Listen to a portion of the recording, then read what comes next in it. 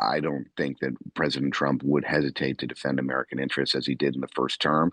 And I can't imagine the Iranians are looking forward to the prospect of facing Trump again. Joe Grogan, thank you so much for joining us. Good to have you on the program at a fascinating and critical time. Can I just ask you first of all about one of the big stories that, of course, we're covering closely today, and that is the situation in Gaza and the possibility of a ceasefire. It now looks very, very likely, perhaps very, very soon. And I suppose not without reason, it'll be said that the arrival of Donald Trump in the Oval Office will have a great deal to do with that. Oh, yeah, absolutely. I mean, I would agree with that. He was very effective in his first term with giving blunt talk to people who, or to America's enemies and people who threatened our allies. And he's been very blunt throughout the campaign that he wasn't going to tolerate American citizens being held as hostages in Gaza, and that there would be, quote, hell to pay if they weren't released quickly.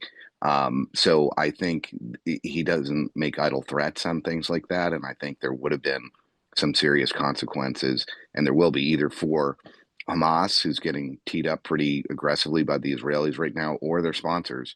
So I think that there has been pressure on the part of intermediaries and those who have influence over Hamas, as well as Hamas itself, to get this settled. Yeah, as you say, the president-elect warned that there'd be hell to pay, as you say, unless there was a deal. And as you say, he does not make idle threats. I have to wonder what more hell could be visited on Gaza. Well, I think that it's a good question. Obviously, he wasn't specific when he when he described hell to pay, but clearly Hamas does not buy weapons on a credit card. They get financial support and other support from sponsors. So I think maybe I speculate that some of it could have been Hamas's sponsors that are pressuring Hamas to bring this to a conclusion as quickly as possible. So political and economic pressure rather than necessarily more military pressure, which is already no, that's not what I said. I'm saying that there are nation states that have provided support to Hamas. Yeah. And they could have faced military action as well as economic action, no question about it. But I think President Trump left it vague and threatening for a reason. And I think people know that President Trump isn't going to tolerate America getting pushed around, and he's going to establish clear lines and be aggressive in defending our interests. And of course, there are a number of American hostages being held by Hamas. Yeah, that's a fascinating thought. Joe, military pressure on those who support Hamas. Now, Iran provides support through to Hamas. Are you saying there's a possibility that military action might have been aimed at Iran as a consequence of the failure or refusal to agree a deal in Gaza? Well, like I said, I think the president left it vague. I mean, in his first term, this was not a president who got us involved in wars overseas, and he's pledged to avoid long-term entanglements overseas, and it's been a key part. But he was very aggressive in using special forces in pushing back on terrorist sponsors. He did make sure that Iranian Revolutionary Guard leader Soleimani was taken out, and directed American troops to do that. So the Iranians have faced Trump before, and they may not be looking forward to the prospect again. Yeah, so in your view, it is at least a possibility that top Iranians, maybe in the military, as in General Soleimani, may have been taken out to pay the price for Hamas not agreeing a deal. In a word, that's what you're saying. Well, I'm just saying he demonstrated his resolve and his willingness to use aggressive force to defend American interests. Remember, Soleimani had been responsible for killing a number of American troops in Iraq, and he'd been a terrorist sponsor for many years. So I don't think that President Trump would hesitate to defend American interests as he did in the first term. And I can't imagine the Iranians are looking forward to the prospect of facing Trump again. Yeah, fascinating thought, although it does seem there will be a deal. We do hope there will be a deal. Let's just focus on what's going on in Washington. A great deal is going on in Washington. I mean, the process of confirming Donald Trump's picks for senior positions in the cabinet and in the White House. It looks as if Pete Hegseth, the pick for defense secretary, may be on his way to being confirmed, but there are many more in the pipeline, aren't there? I mean, just today, we've got a Pam Bondi who's in line to be the Attorney General, and there are others on the way, a lot of them, or some of them pretty controversial. Is it fair to say, Joe, in your view, that in these selections by Donald Trump, we're seeing clear evidence that to him, loyalty, total loyalty, matters more than experience? No, I would disagree with that. All these people are going to be focused on executing on the president's agenda. The president Mm. was clear. The American people have known him for 8 years. He, had a first term where he delivered on his promises when he wasn't thwarted, often by Republicans, and he spent a lot of time attacking Republicans who didn't fulfill his legislative wishes or who wandered off the from his preferred course of action.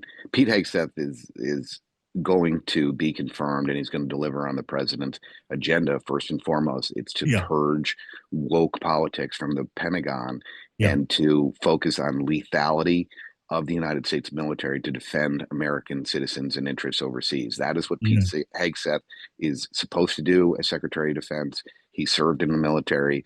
He's going to be a very effective Secretary of Defense, and he will be confirmed. So Pete Hegseth arriving, let's assume that he does, as Secretary of Defense. Does that mean, because Pete Hegseth has warned this explicitly in the past, does that mean that U.S. generals and U.S. Navy flag officers, admirals, who don't pass the MAGA loyalty test can expect to be purged? No, that's not true. I mean, military officers should not be political. They shouldn't be voicing their political opinions Yeah, publicly. But he will be purging woke politics and a focus on social issues and social justice and a lot of things that distract the United States military from its primary job, which is killing our enemies and protecting American interests. That is why the United States military exists. It does not exist to advance some social experiments. It doesn't exist for social justice or any of these other things. And that is what Pete Hegseth is going to do. And that's what President Trump campaigned on. And he won the popular vote. He won a great victory, and he's going to deliver on that. but if the test is wokery, does that then mean that the president, the chief of the chairman of the Joint Chiefs of Staff, General Charles Q. Brown, he can expect the sack? I'm not going to speculate on the prospect of any particular officer that may get removed or may Mm. decide to retire. I think Pete Hegseth has suggested that would be likely. Well, I think there'll be a conversation about that. I wouldn't be surprised if it happened, but I'm not going to speculate about any particular officer. Okay, I'm going to move on to other issues which are of close interest. You'll very well understand to us here in the United Kingdom, and one of those is Ukraine. Now, the British Prime Minister, we all know, he wants Donald Trump to stand by Ukraine against Vladimir Putin and to defend national sovereignty in that cause. Will Donald Trump say no to Keir Starmer? Well, look, in the first term, Donald Trump insisted on arming Ukraine. Ukraine had many weapon systems that they would not have had if not for President Trump's insistence that we begin to stop just providing training to the Ukrainians, but also sophisticated weapon systems. Yeah, So he has been a supporter of deterring, using strength to deter Russia, using energy policy to deter Russia from encroaching on its neighbors' borders or invading its neighbors' borders. yes, And it was frankly the continental Europeans whose suicidal energy policies and dependence on Russia helped to facilitate the situation of the mm, invasion of Ukraine, as well as Biden administration's weakness. I don't think President Trump wants to quote unquote surrender Ukraine. What he does want is for peace in Europe. This continues to be a very dangerous situation. It is terribly unfortunate that it ever occurred, that the continental Europeans made the catastrophic decisions that they made. The Biden yeah, administration telegraphed weakness, and I think President Trump is going to restore strength to American energy policy, American military policy, and American economic policy. So yes. I wouldn't expect President Trump in any way, shape, or form to quote unquote sell out the Ukrainians. Can you understand though why? leaders, your friends and colleagues, your partners, your strategic defense partners in Europe, in NATO, they are worried about that. You can understand why that's the case. Well, they shouldn't be. I mean, to be frank, a lot of the rhetoric from European leaders over the last 4 years, and frankly, the last 8 years, has been totally overheated and disrespectful towards President Trump, and Hmm. frankly, wrong. He was absolutely right about Europeans getting dependent on Russian gas supplies, and he was mocked for it. He was absolutely right when telling Europe they needed to pay more to be members of NATO. They needed to increase their defense spending. He was mocked for that and told that he didn't want to strengthen NATO. Yeah, Wrong. He wanted to strengthen NATO. And the fact of the matter is, we had peace in Europe when he was there, and he left. And in that aftermath, the Russians invaded Ukraine. So I don't think they should be concerned. I think a lot of their approach to President Trump over the last 8 years has been irrational and yeah. disrespectful.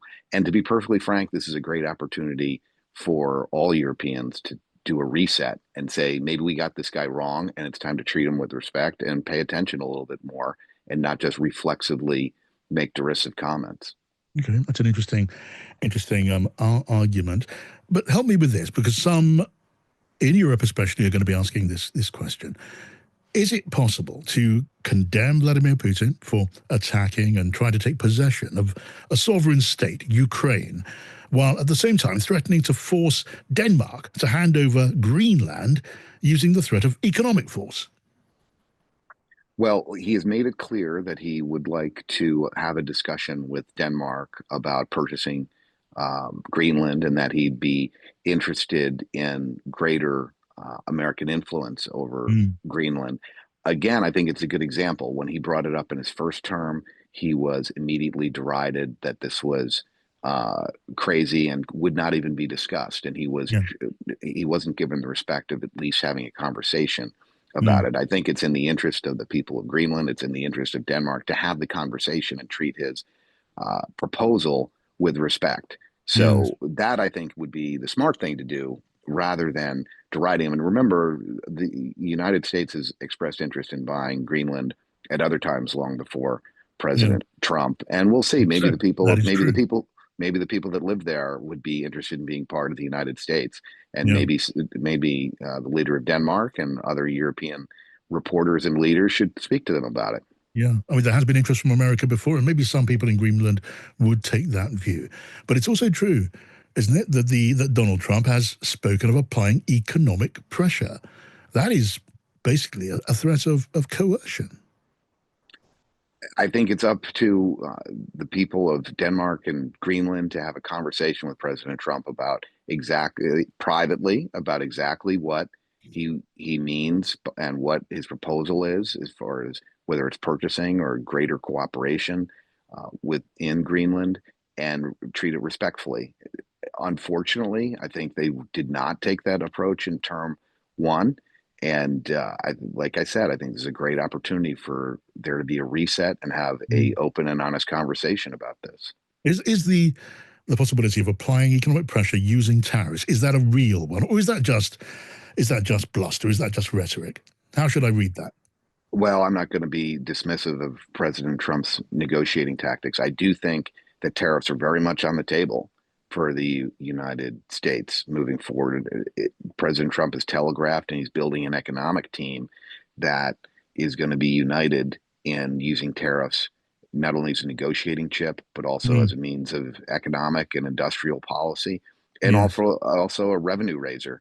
President Biden has left the United States in with a $2 trillion deficit in 2024 that is not, without President Trump's aggressive intervention, not going to get any smaller in Mm, 2025. So we need to figure out a way to protect American workers and taxpayers while also closing that gap between expenditures and revenue. There'll be budget cuts, no question about it, from yeah. many left wing policies that haven't worked over the decades. But there's also the need for more revenue, and I think tariffs will be part of that. Okay. I mean, just briefly on tariffs. Some economists argue that the kind of tariffs that have been floated by the president-elect, 60% tariffs on China, 20% on other countries, conceivably, including this country, the United Kingdom, that would cause enormous economic upheaval around the world. It would put up the price of goods in America. It would also, by the way, cost American consumers. And for that reason, it wouldn't happen. Is that bluster? Some say maybe we're talking about, in the end, steel and about medical goods. It's all a bit overblown. How should we read that threat? I think they should take it seriously. I think this is a change in American economic policy that should be taken seriously and not disrespectfully and not dismissively. And the Mm-hmm. European leaders need to get their act together on this. Where were they over the last uh, 8 years discussing a free and fair trade agreement? Where was the UK, frankly, under conservative and labor leadership? Why were they not trying to have a discussion about a economic pact? Why was Yes. the UK not having a discussion around an economic pact from the time they left, uh, from the time of Brexit? This has been a big mistake on the part of the Europeans. It will be a big mistake if they dismiss President Trump and don't have a serious conversation and think, oh, we're going to explain to him that this is a mistake. Our Mm-hmm. economists are going to show the numbers to him and explain to him that this is a mistake. As I said, President Trump's new economic team believes that tariffs are a important tool in economic and industrial policy as well as a revenue raiser, and they can, to your point, be a great negotiating tactic. And Mm-hmm. President Trump loves to negotiate. That's a clear warning. I'd love to spend an hour talking just about trade policy, but I know that you don't have that kind of time. I do want to ask you, though, about Elon Musk. And you will know, I'm absolutely sure, that Elon Musk is presently waging a daily campaign of hostility against the British government. He's called the British government a dictatorship. He's accused the British Prime Minister, without basis in fact, of deliberately covering up the rape and abuse of young girls in Britain by British Pakistani gangs. Now, polls are telling us now the British public are turning, well, very strongly against Elon Musk. What is your view? My view is that I'm an American and I love free speech. So I'm very strong in favor of free speech. And I think that one of the things that has irritated Elon Musk and appalled so many Americans is clampdowns in Great Britain on political views and sharing of views. And the way to combat unsavory views or unpopular political opinion is with more speech. That is the American view. That Yeah. is Elon Musk's view. It was Mm. his view when he bought Twitter, took it private, and used it as a platform for free speech. You see that Yeah. view taking over the United States. You see uh, Meta, formerly Facebook, taking a more free speech tactic now that Trump has been elected and no longer kowtowing to the government and coming out and talking about the coercion and pressure that the Biden administration put on them. And I think many Americans look across the pond to the United Kingdom and are appalled at government arresting people for expressing political Mm. views that the establishment doesn't like. So Joe, that tell me, so I complete. I think I'm very clear on what you're saying. But tell me, do you believe this country is a dictatorship? Do you believe the British Prime Minister is leading a cover up of appalling sex crime? Well, the First Amendment to the United States Constitution addresses free speech, freedom of religion. That comes directly out of the American Revolution against the king. We believe in free speech, and it is clear that this current UK government does not arrest people. So we have a long history in opposing British restrictions on speech and arrests of citizens of then the 13 colonies.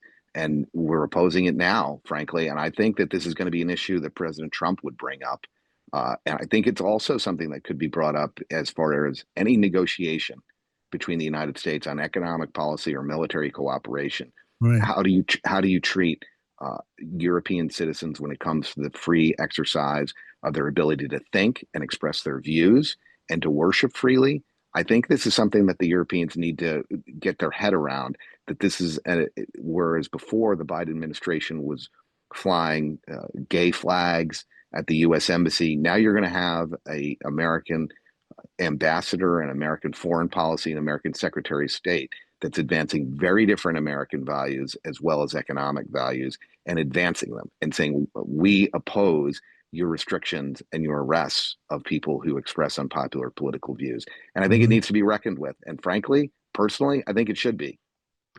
Right. So the notion that free speech, as you term it, could be a card on the table in negotiations concerning defense and concerning economic policy. That is a very strong statement. In a word, that's what you're saying. In a word, Joe.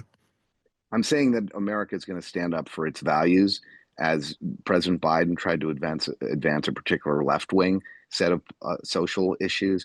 This president could be counted on, in my opinion, should be anticipated that you will hear about free speech restrictions from the president of the United States and his appointed leaders at the State Department over the next 4 years. Absolutely. I think that whether it's religion, religious freedom, or freedom of speech, freedom of thought, freedom of assembly, I think you will hear and you will see, you should anticipate that President Trump will advance those values.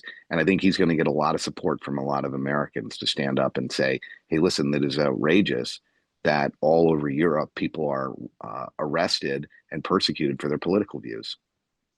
Joe Grogan, pleasure to talk to you. Thank you for your time.